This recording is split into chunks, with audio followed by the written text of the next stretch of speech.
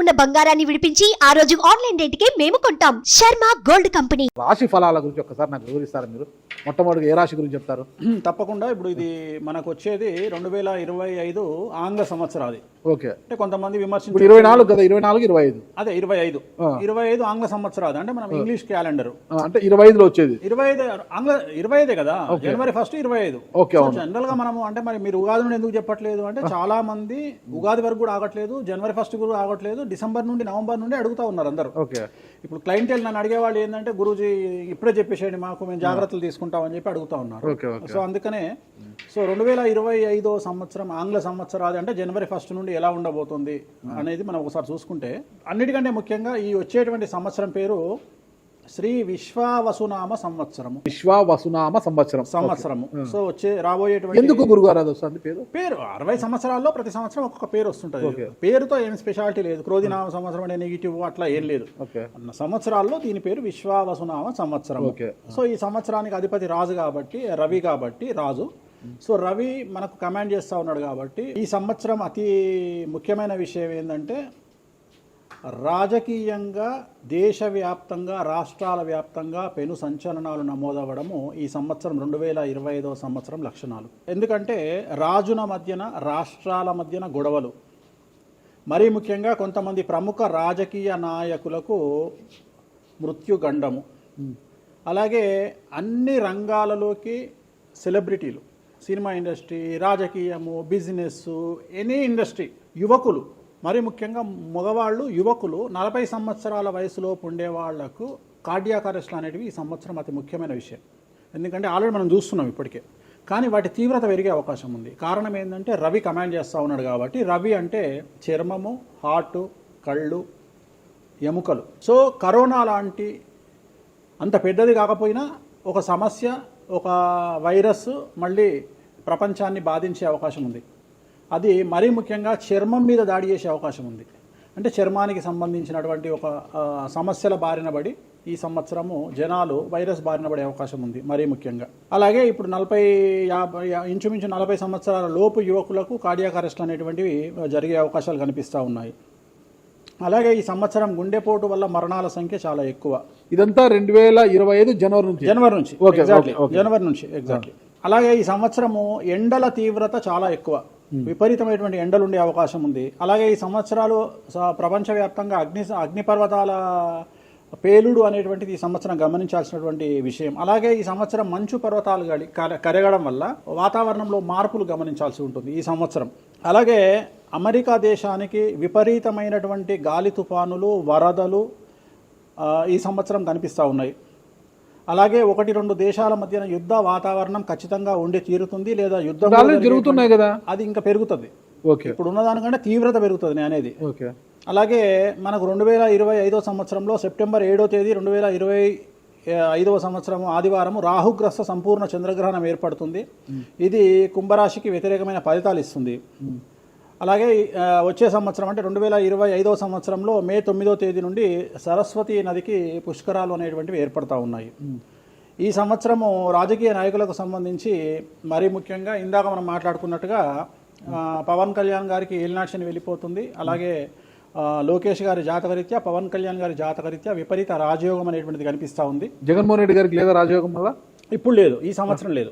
అంటే 2025 సంవత్సరంలో లేదు. 29 కన్నా ఉందా? అది మన తర్వాత మాట్లాడుకో. ఓకే, 25లో మాత్రము నేను అనేది ఏంటంటే ఇప్పుడున్న స్థాయి కంటే వీళ్ళిద్దరికి ఇంకా పై స్థాయికి వెళ్లే అవకాశం ఉంది. లోకేష్ బాబు గానీ, పవన్ కళ్యాణ్ గారు కానీ. అదే నాకు అర్థం కావడం, వాళ్ళిద్దరు మంత్రులే.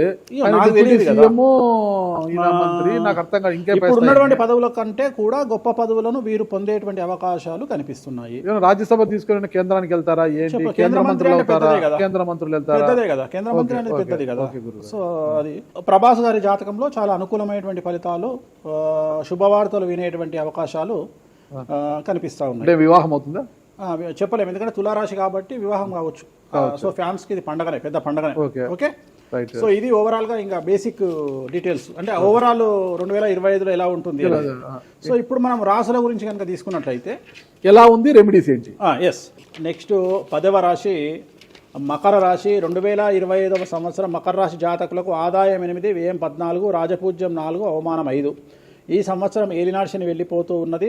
గత 8 సంవత్సరాల నుండి మీరు పడుతున్నటువంటి కష్టాలకు విముక్తి ఈ సంవత్సరం కలగనుంది. విపరీతమైనటువంటి అనుకూలతలు, విపరీత రాజయోగాలు, ఉద్యోగస్తులకు, విద్యార్థులకు పూర్తి స్థాయి అనుకూలతలు, విదేశీ యానము, విదేశీ పెట్టుబడులకు అనుకూలతలు, మరీ ముఖ్యంగా రాజకీయ నాయకులకు విశేషించి అనుకూలతలు. ఈ రాశిలో ఉండే రాజకీయ నాయకులకు అనుకోకుండా పదవీ లాభం సూచనలు గోచరిస్తూ ఉన్నాయి.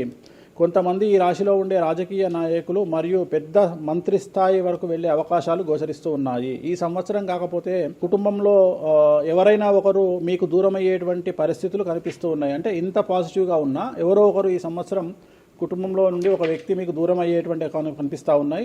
స్త్రీలకు ఈ సంవత్సరం అనుకూలంగా ఉండబోతుంది. చాలా చాలా బాగుంటుంది. స్త్రీలకు ఉద్యోగపరంగా, విద్యాపరంగా, వ్యాపారపరంగా అన్ని రకాలుగా ఈ స్త్రీలకు ఈ సంవత్సరం అనుకూలంగా ఉండబోతుంది. మరీ ముఖ్యంగా వైద్య రంగంలో ఉండేవారికి విశేషించి ఈ సంవత్సరం అనుకూలమైన ఫలితాలు ఉంటాయి. విద్యా వ్యాపారంలో, వైద్య వ్యాపారంలో ఉండేవారికి ఈ సంవత్సరం విశేషించి అనుకూలంగా ఉండబోతుంది. ప్రభుత్వ ఉద్యోగంలో పనిచేసే వారికి ఈ సంవత్సరం ప్రమోషన్లు గోచరిస్తూ ఉన్నాయి. ఈ సంవత్సరం అన్ని రంగాల వారికి విశేషించి యోగకాలంగా భావించాల్సి ఉంటుంది. అన్నీ మీరు 12 రాశుల గురించి చెప్పారు గురుగారు. అట్లా ఎక్కువగా ఒక పూజ మాత్రం ఎక్కువగా చెప్పారు, చాలా మంది కూడా చెప్పారు. తిరునల్లారు శనీశ్వర ఆలయం, శని ఎఫెక్ట్. ఓకే, ఎక్కువ మందికి తిరునల్లారు చెప్పినా అక్కడ ఎంత 450 రూపాయలు ఉంటుంది పూజ. అది తిరునల్లారు పాండిచ్చేరిలో ఉంటుంది. అక్కడికి వెళ్ళి పూజ చేసుకుంటే సరిపోతుంది. ఇది పేరును బట్టి ఈ రాశుల ప్రకారం ఇలా ఉంటుందని మీరు రాశారా, లేకపోతే వాళ్ళ డేట్ ఆఫ్ బర్త్ ప్రకారం? నక్షత్రం బట్టి, నక్షత్రాలు. ఓకే, నక్షత్రాలు వాళ్ళకి అర్థమైపోతుంది వాళ్ళ నక్షత్రాన్ని బట్టి. అశ్విని నక్షత్రం మేషరాశి, భరణి నక్షత్రం మేషరాశి, పుష్యమి నక్షత్రం కర్కాటక రాశి. మీ రాశి నా రాశి ఒకటే. నా రాశి ఏదో నాకు తెలియదు గురుగారు. మీది వృశ్చిక రాశి. మీది అదేనా? మరి ఎలా గురుగారు ఈ మధ్యన బాగానే ఉందంటారు? మనకు బాగుంది. ఇంకా మన రచనే, ఇంకా రచనే రచనే. ఎట్లా రచ్చ? ఇంత వివాదాలు అవుతున్నాయి, ఏం కథ అసలు? ఇంకా లైఫ్ అన్నప్పుడు ఇప్పుడు రేవంత్ రెడ్డి ఉన్నాడు. రేవంత్ రెడ్డి ఎన్ని కష్టాలు అనుభవిస్తే సీఎం అయినాడు. అంటే ఇక కష్టం తర్వాత సుఖం రెడీగా ఉంటుంది. ఓకే, ఇప్పుడు కష్టపడ్డారు కాబట్టి మీకు సుఖం ఉంది అంటారు. మీకు కాదు, మళ్ళీ మీకు మనకు అందరికీ. ప్రతి మనిషి జీవితంలో పండ్లున్న చెట్టుకే రాయి దెబ్బలు, అంతేగాని పళ్ళు లేని చెట్టుని ఎవడు పట్టించుకుంటాడు? పళ్ళు ఉంటేనే దాన్ని రాయి చేస్తారు. అట్లనే మనం కూడా అంతే అండి. వేణుస్వామి అంటే పూజలకు పెట్టింది పేరు. పెద్ద పెద్ద రాజకీయ నాయకులకు, ముఖ్యమంత్రులకు, కేంద్ర మంత్రులకు, పెద్ద పెద్ద వాళ్ళకు కూడా, ఇక్కడ కాదు మీరు అబ్రాడ్స్ కూడా వెళ్ళి పూజలు చేసి వస్తున్నారు. చాలా కాస్ట్లీ స్వామి, చాలా గొప్ప పూజలు చేస్తుంటారు, అంత పవర్ఫుల్ పూజలు. అంటే ఇప్పుడు మీరు చేస్తున్న పూజల మహిమ వల్లనే మీ మీద ఇన్ని వివాదాలు వచ్చినా కూడా మీరు బయటపడగలుగుతున్నారు. 100% పర్ఫెక్ట్. ఇక దానికి ఆన్సరే లేదు. ఇక ఇప్పుడు మనం కొట్లాడాలంటే 10 రకాలు ఉంటాయి. మనం కొట్లాడతలేము. అందుకనే మనం ఒకటే, మన పూజల్ని మనం నమ్ముకుంటున్నాం అంతే, అమ్మవారిని నమ్ముకుంటున్నాం. ఇప్పుడు ఒక్కొక్క సమస్యకి ఒక్కొక్క అమ్మవారు పరిష్కరిస్తుంది. దశమహావిద్యల్లో మనం అదే చేస్తున్నాం. ఇప్పుడు నేను ఒకటే మాట చెప్తా. కాంట్రవర్సీస్ వచ్చినాయి, మీరు అడిగినరు, ఎన్ని సమస్యలు వచ్చినాయి. జనాలు ఏం ఆలోచిస్తారంటే వేణుస్వామి ఈ సమస్యల నుండి బయటపడతాడా, పడితే ఎలా పడతాడు? నేను ఒకటే అనుకుంటున్నా, ఇంతమందికి పూజలు చేసి వాళ్ళ సమస్యల నుండి బయటపడడానికి ప్రయత్నించే నేను, నాకు వచ్చిన సమస్యను కూడా అదే పూజల ద్వారా బయటపడడానికి ప్రయత్నం చేస్తున్నాను. అంటే వివాదాలు చుట్టుముడుతున్నాయి, సోషల్ మీడియాలో వైరల్ అవుతున్నాయి. ఉమెన్ కమిషన్ మీ మీద ఫిర్యాదులు చేశారు. ఇన్ని చేసినా కూడా ఎక్కడా మీకు ఉచ్చు బిగించుకోవడం లేదు, బయటపడుతున్నారు. అంటే ఇది మీ పూజల మహిమనా, లేకపోతే ఏమన్నా బ్రైబ్ చేస్తున్నారా? అమ్మవార్లు ఇప్పుడు ఉదాహరణ, మనం తెలుగు రాష్ట్రాల్లో ఉంటాం. వెంకటేశ్వర స్వామి వారు అంటే మనకు తెలుసు.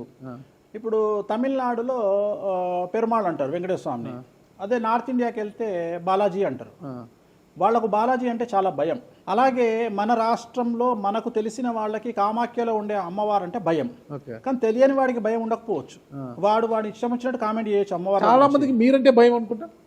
అంటే మనం చేసే పూజల వల్ల ఉండొచ్చు. ఓకే, నేను అనేది ఏంటంటే, నేను చేసే అదే ఇందాక మనం మాట్లాడుకున్నప్పుడు అదే చెప్తున్నా, వామాచారంలో పూజలు చేయాలంటే భయపడతారు. కారణం ఏమిటి అంటే ఖచ్చితంగా మందును ముట్టుకోవాలి, నాన్ వెజ్ను ముట్టుకోవాలి. దానికి వీళ్ళు చేసే పూజలు అడ్డుపడతాయి. అంటే వీళ్ళు సమాజంలో భయపడతారు కాబట్టి వీళ్ళు వాటి జోలికి పోరు. తాంత్రిక పూజలు లాగా ఉంటాయి మీరు చేసే. తాంత్రిక తంత్ర మార్గం అంటారు దాన్ని. శ్రీకాళహస్తిలో కాదు శ్రీకాళహస్తిలో రావుకేతు పూజ చేయించుకున్నారు కదా, తాంత్రిక పూజలే. అది నిమ్మకాయ పెడితే తంత్రమే, గుర్తుపెట్టుకోండి. నిమ్మకాయ ఎక్కడ పెట్టినా తంత్రమే. మిమ్మల్ని కాపాడుతోంది మీరు చేస్తున్న పూజల మహిమే. అంతే అంతే అంతే, వాళ్ళే చూసుకుంటారు. నేను అనే పాయింట్ ఏంటంటే, నేను ఒకటే చెప్తున్నానండి, తప్పు చేస్తే నన్ను అమ్మవారు సర్వనాశనం చేస్తుంది. ఓకే, అమ్మవారిని విమర్శిస్తే వాళ్ళ సంగతి అమ్మవారు చూసుకుంటది. అంతేనా? అంతే. ఇక నాకు అవసరం, నేను కొట్లాడను, చెయ్యను, నాకు అనవసరం. నాకు లొల్లే వద్దు. నాకు నేను దేవుళ్ళని నమ్ముకున్నా, నా పని అదే.